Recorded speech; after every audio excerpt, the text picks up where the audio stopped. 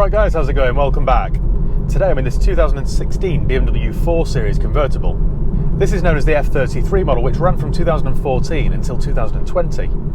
Now, if you don't know what a 4 Series is, then don't panic, because it's just a marketing exercise. It's basically just a 3 Series, which BMW can charge you slightly more for. BMW made some changes so that the 3 Series is now only sold as a saloon or an estate. For the sporty two-door models, BMW wanted to come up with something completely different.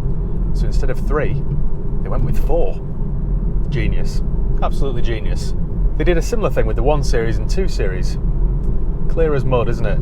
The model I'm in today is a convertible, but thanks to its clever metal folding roof, you'd never really know that it was a convertible.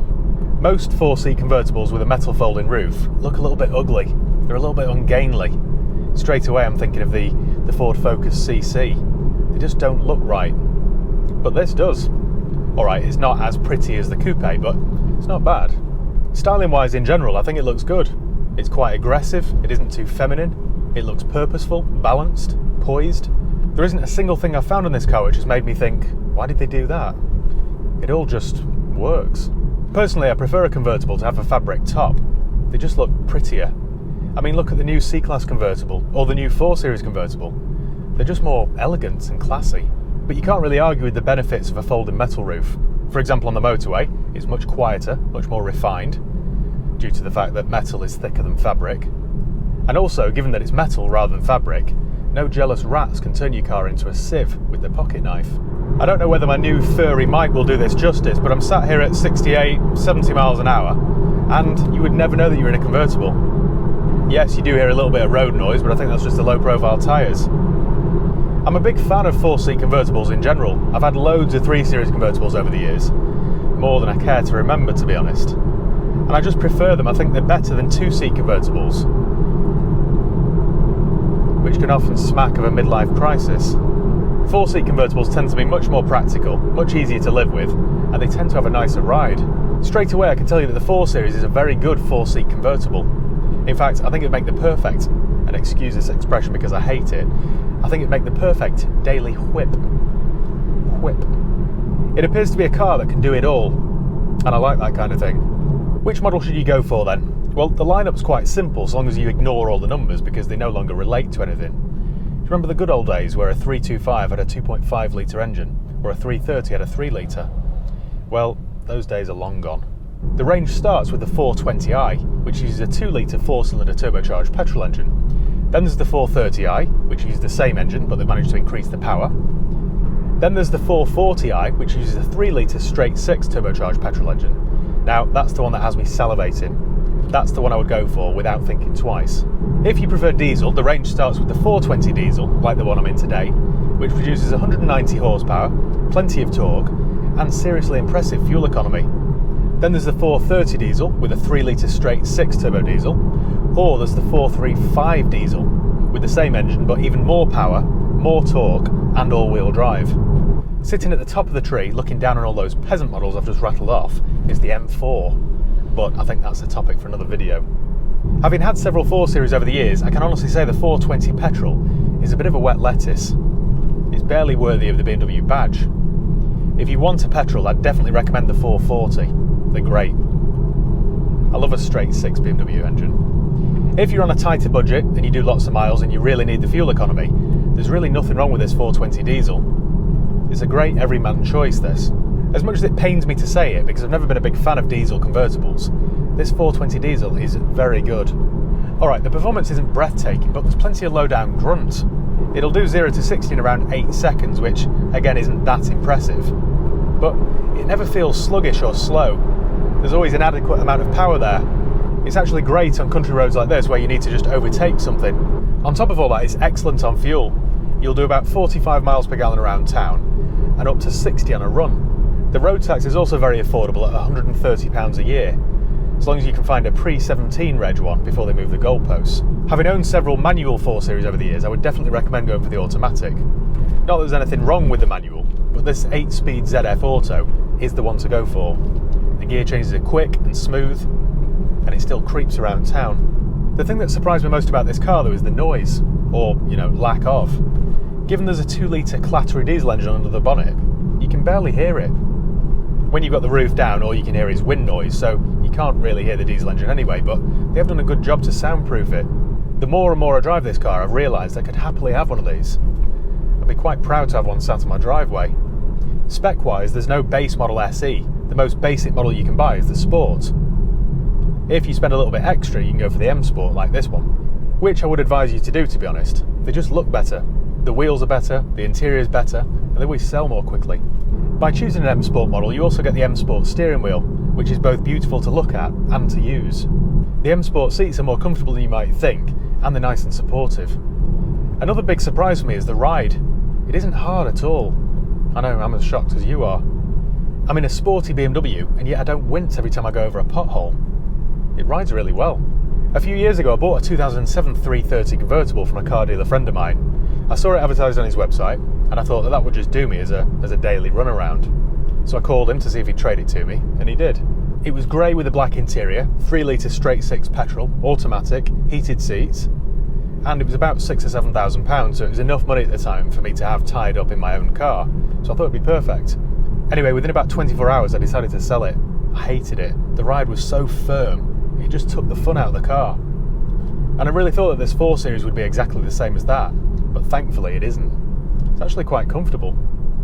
If you're looking to buy one, make sure you go for a nicely spec'd model because it will really make the car. They do come with a fair amount of toys as standard, such as front and rear parking sensors, Bluetooth media streaming, Bluetooth hands-free, and LED lights. This particular car was bought new by a friend of mine and he spent £9,000 on optional extras, so it has got everything you can think of. This one has the convertible comfort pack, which for me would be a deal breaker. You get heated seats, heated steering wheel, and an air scarf. The air scarf blows warm air from here onto the back of your neck, and you've got 3 different settings. Setting 1 is a bit like when somebody's standing too close to you on the tube and they're breathing onto your neck. Setting 2 is like a nice summer's evening in Spain, and setting 3 is like midday in August in Saudi Arabia. It means that even on a miserable British summer's day, you can drive around with the roof down and have nice warm hands, a nice warm backside, and a nice warm neck. I was driving around in this car this morning with the roof down and I was perfectly comfortable. Of course, that might have been because I'm wearing my excellent quality, custom designed High Peak sweater, available exclusively at www.highpeakstore.co.uk. Smooth, aren't I? Very smooth. What else can I tell you then? Well, the interior space is very good. There's plenty of room up front for 2 adults, plenty of storage space, 2 cup holders. Everything you touch feels sturdy and well built, whilst feeling faintly luxurious. I like the gear lever, it's very intuitive. I also like the fact the handbrake is an actual handbrake rather than a micro switch. There's plenty of storage in the door pockets, plenty of storage in the centre console, a decent sized glove box. I also like the fact that everything's controlled by actual buttons rather than touchscreens. I detest touchscreens. Most modern cars look like crime scenes, don't they, with fingerprints everywhere. This is still decidedly old school. The driving position is perfect, you're almost guaranteed to find a position to suit. Visibility is very good. Everything's within easy reach of the driver, and as with most BMWs, it really does feel like it was designed around the driver. Feels like a proper driver's car. The rear space is okay. It's fine for a couple of kids and probably not so fine for a couple of adults, but to be honest with you, if you're anything like me, they'll only be used sporadically, in which case, they're fine. I'd rather have them than not. The boot is just as you might expect. With the roof up, it's perfectly serviceable at 370 litres. With the roof down, it's not quite so good at only 220. And once the roof's down, the access to the space in the boot isn't so good. It's only handy really if you're carrying a couple of small paintings that you can slide under the roof. It's very easy to park because I've got front and rear sensors and a reverse camera. And best of all, it doesn't feel like a big car. My old 640 convertible felt huge. This doesn't. You park this easily.